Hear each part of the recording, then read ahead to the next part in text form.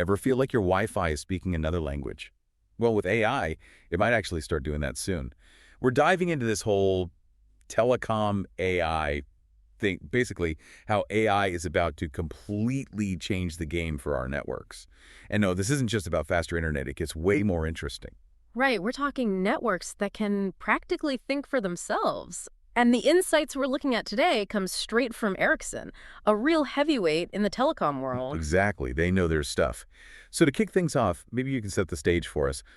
Why do we even need AI in telecom? What's the big deal? Well, think about it like this. Our networks are absolutely exploding with connected devices. Yeah, it's not just our phones and laptops anymore. It's smartwatches, smart refrigerators. Even our cars are online these days. Exactly. And Ericsson actually calls this out. They say there are tens of billions of connected devices out there. That's just mind-blowing.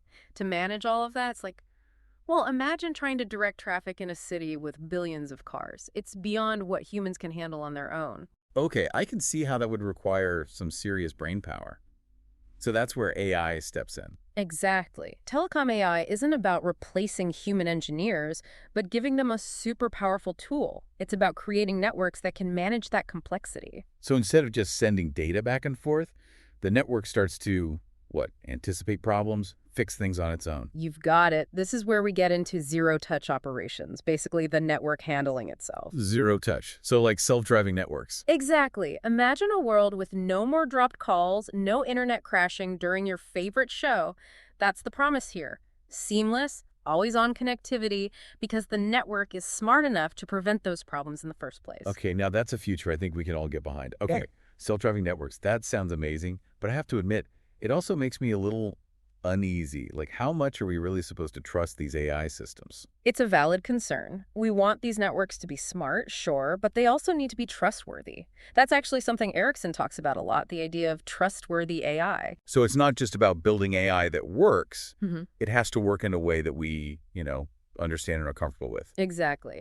And one of the big things they emphasize is explainability. We don't want a black box where AI is making decisions and we have no idea why. Right. We need to be able to see what's going on behind the scenes, make sure the AI isn't like planning world domination or something. Well, hopefully it won't come to that.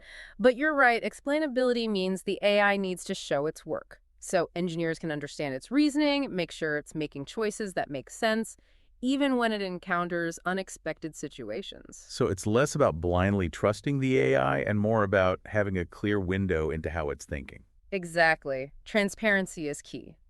But it's not just about letting the AI do its own thing. Ericsson also talks about the importance of human oversight. Right. So there's still a driver in our self-driving network. Precisely. hmm Experts are in the loop. They're monitoring how the AI is performing, analyzing its decisions, and they can step in if needed. It's all about finding that balance between powerful automation and, good old-fashioned human expertise. That makes me feel a lot better. But even with the best AIs and the smartest engineers, isn't there always a chance that something could go wrong? What's to stop some rogue algorithm from causing a major meltdown? Well, that's where the third piece of this trustworthy AI puzzle comes in built-in safety mechanisms. Okay, so kind of like the emergency brake on our self-driving network. Exactly. Think of it like this. Even if the AI makes a decision that's, let's say, unexpected, these safeguards are there to prevent any catastrophic errors. They help keep the AI within certain boundaries so the whole network stays stable and secure. Okay, that makes me feel a lot better. So it's like a three-pronged approach. Explainability, human oversight, and built-in safety nets. It sounds like they've really thought this through. Absolutely. They've put a lot of emphasis on building trust into these systems from the ground up. And I imagine all of this relies heavily on data, right? Because AI needs data to learn and make decisions. You got it. And we're not talking about small data here. We're talking massive amounts of information constantly flowing through these networks. Ericsson even uses the term big data networks. So it's like the network is constantly learning and evolving based on all this data it's collecting. Exactly. It's a continuous feedback loop where the data is used to train the AI algorithms, making them smarter, more efficient, better able to adapt over time. Makes sense. Yeah. But all that data, while it's helpful for the AI, it also kind of raises some red flags for me in terms of privacy. Right. You bring up a really important point. Data privacy is a huge topic, and we need to be very careful and thoughtful about how we approach it. But data privacy aside, this technology also has the potential to do a lot of good. Right, we were talking about those benefits beyond just faster speeds and fewer outages.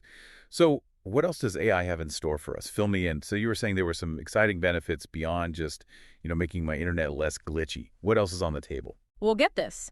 AI can actually help save the planet. Okay, hold on. How does my router become an environmental hero? It's not just about the router itself, but how the entire network operates. AI can make networks incredibly energy efficient. Okay, so how does it do that? Well, it can optimize how resources are used, predict and prevent those energy-sucking outages.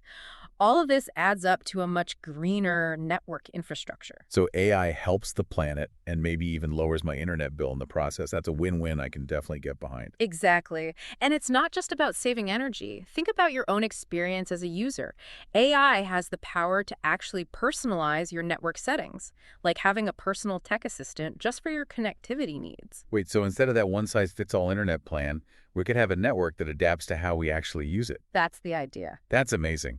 But is this real or is it still just a futuristic dream? Oh, it's already happening. Ericsson is putting these AI solutions to work right now. In fact, they've developed something called intelligent RAN automation. Intelligent what now? Break that down for me. RAN stands for Radio Access Network.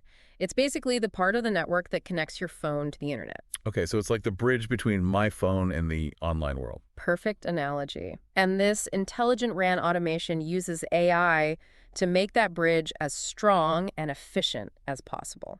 It's constantly monitoring and optimizing performance, leading to a significant reduction in what they call bad quality cells. Bad quality cells. Those sound kind of ominous. Think of it this way. Fewer bad quality cells means fewer dropped calls, smoother streaming, a more consistent connection overall. And it's not just theory, they're seeing some pretty incredible results. Like what? Give me the numbers. Well, in terms of energy savings, Ericsson's energy infrastructure operations solutions are already demonstrating reductions of around 15%. And their service continuity AI is making networks much more robust, leading to a 35% reduction in those dreaded network outages. So a more reliable connection. And it's helping the environment sign me up. Right. It's a win-win. And here's the best part.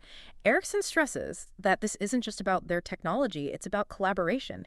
Your data, your feedback, it all plays a role in training these AI systems to work better for everyone. So basically, every time I use my phone, I'm contributing to a smarter, more sustainable future. I can get behind that. Well, this has been a fascinating look at how AI is poised to revolutionize not just how we connect, but also, our impact on the planet. It's a powerful reminder that even in the world of bits and bytes, we have the power to shape a better tomorrow.